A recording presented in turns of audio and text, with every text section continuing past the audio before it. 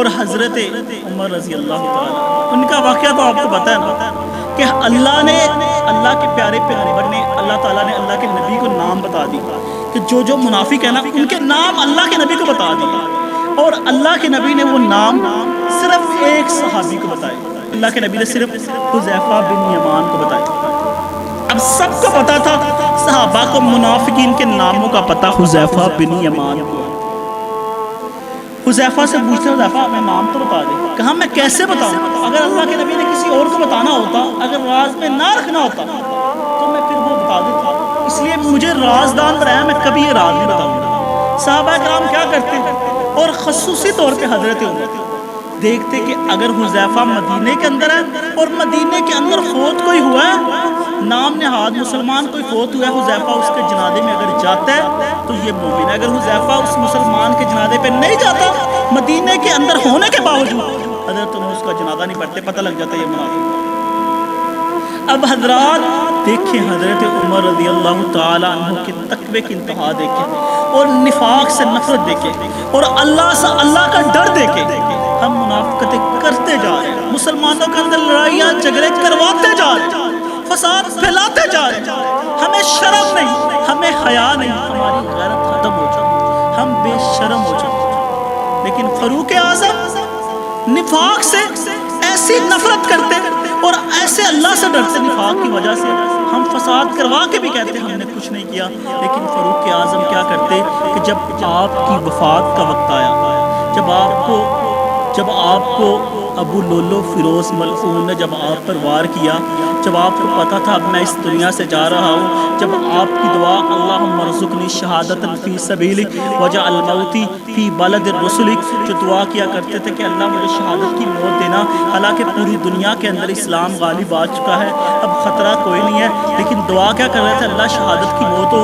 حالانکہ مدینے کے اندر الحمدللہ مسلمانوں کی حکومت تھی، لیکن مدینے کے اندر رہ کے دعا کرتے تھے کہ اللہ مجھے شہادت کی موت ہو، اور ہو بھی اللہ کے رسول کے شہر کے اندر، مدینے کے اندر ہو۔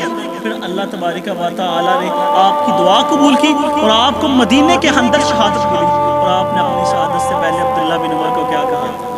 حضرات عبداللہ بن عمر اپنے بیٹے کو کہنے لگے، ابن عمر کو، کہ جا کے امی عائشہ سے جا کے کہو، وقت کا بعد پوری دنیا کے اندر اسلام کو اللہ نے عمر کی وجہ سے پوری دنیا کے اندر اسلام کو عزت بخشی، اللہ کے نبی صلی اللہ علیہ وسلم کی پیشن گوئیاں اب پوری ہو چکی ہیں پوری دنیا کے اندر۔ جو دنیا کا لیڈر، جو امیر المؤمنین، پوری امت مسلمہ کا لیڈر، جب وقت آیا نزاع کا تو کہنے لگے ابن جاؤ امی عائشہ کے پاس جا کے کہو، اللہ کے نبی کے حجرے میں رہتی ہیں، اللہ کے نبی صلی اللہ علیہ وسلم کا روضہ مبارک وہاں ہے، صدیق اکبر بھی وہاں لیٹے ہیں، جا کے کہہ دو امی کو، کہنا جا کے امی کو کہنا کو، ابن عمر جا کے کہنا امی کو کہ یہ نہیں کہا کہ امیر المؤمنین نے بھیجا، کہا نا یہ مت کہنا آپ کے بیٹے نے بھیجا ہے کہ آپ اجازت دیتی ہیں یہ جو جگہ خالی ہے یہ جگہ مجھے مل جائے، یہاں میں لیٹ سکوں۔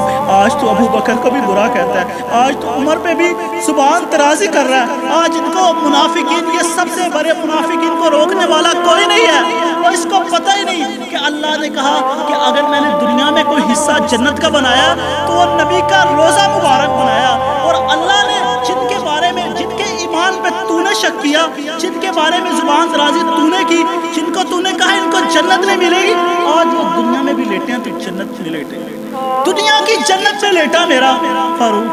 حضرات ذیوقار کہا میری امی سے جا کے کہنا، یہ نہ کہنا کہ امیر المؤمنین نے بھیجا ہے، یہ نہ کہنا قائد نے بھیجا ہے، لیڈر نے بھیجا ہے۔ آج ہمیں اپنے نام کے ساتھ قائد لکھوانا، لیڈر لکھوانا، اگر کوئی ہمیں قائد نہ کہے، اگر کوئی ہمیں بڑا لیڈر نہ ہماری فلیکسوں میں ناموں پہ لکھوائے، ہم اس سے ناراض ہو جاتے ہیں، ہم اس کے بارے میں منافقت کرنی شروع ہو جاتے ہیں۔ حضرات یہ وہ لیڈر ہے، کہا جا کے کہنا میری امی کو، کہنا کہ آپ کے بیٹے نے بھیجا ہے، اسے یہاں جگہ مل جائے لیٹنے کی۔ جب جگہ کی اجازت ملی، امی عائشہ نے اجازت دی، اللہ کا حکم تھا، اللہ نے اپنے ابو بکر عمر جو دنیا میں بھی اپنے پیارے پیغمبر کے ساتھ رہے ہیں، اللہ نے آخر لٹانا بھی، اب سلایا بھی ہے تو اللہ نے کٹھا سلانا تھا، اللہ نے جگہ ان کی یہی بنائی تھی. حضرات ذوالفقار حضرت عمر رضی اللہ تعالی عنہ نے بھیجا, اجازت ملی. جب اجازت لے کے آیا تو اپنے بیٹے کو کہا, ابن عمر دیکھنا کیا, جب میں فوت ہو جاؤں, جب میں شہید ہو جاؤں, جب میں اس دنیا سے چلے جاؤں تو دیکھنا کیا کہ میرے جنازے کے اندر حذیفہ مدینے کے اندر ہے, اور اگر میرے جنازے کے اندر حذیفہ نہ آیا پھر مجھے اپنے پیغمبر کے روضے میں نہ سنا, مجھے وہاں دفن نہ کرنا. دیکھنا اگر میں مدینے کے اندر حذیفہ ہوا تو مدینے کے اندر میرے جنازے میں شامل ہوا, پھر مجھے نبی کے روضے میں سنا. یہ اس وقت بھی نبی سے وفا کرنے والا. اور دوسری جانب کیا ہے, عبداللہ بن ابی جب مرا تو بیٹے نے کہا, بیٹا مسلمان تھا, اللہ کے نبی کو کہا, اللہ کے نبی نے اپنا کرتا پہنایا, خود اپنے ہاتھ مبارک کے ساتھ قبر میں رئیس المنافقین عبداللہ بن ابی کو دفنایا. اس کے لیے دعائیں کرنے شروع کر دی, اللہ عبداللہ کو بخش دے, اللہ عبداللہ کو بخش دے, اللہ عبداللہ کو بخش دے. اللہ نے کہا, نبی تو 70 مرتبہ بھی کہہ دے, میں نہیں بخشوں. جو تیرا غدار وہ میرا غدار, جس نے تیرے ساتھ غداری کی اس نے میرے ساتھ غداری کی. اللہ کہتا ہے میں نہیں بخشنا. اور دوسری جانب کیا ہے کہ جس سے نفاق کا اندیشہ بھی نہیں ہے, وہ عمر بھی کہتا ہے کہ اگر میرے جنازے کے اندر حذیفہ نہ داخل ہوا مجھے دفنانا. نبی کے روضے کے اندر وفا دیکھے, پیار دیکھے. آج ان کے بارے میں منافقت کر رہا ہے, آج ان کو ہی برا بھلا کہتا ہے.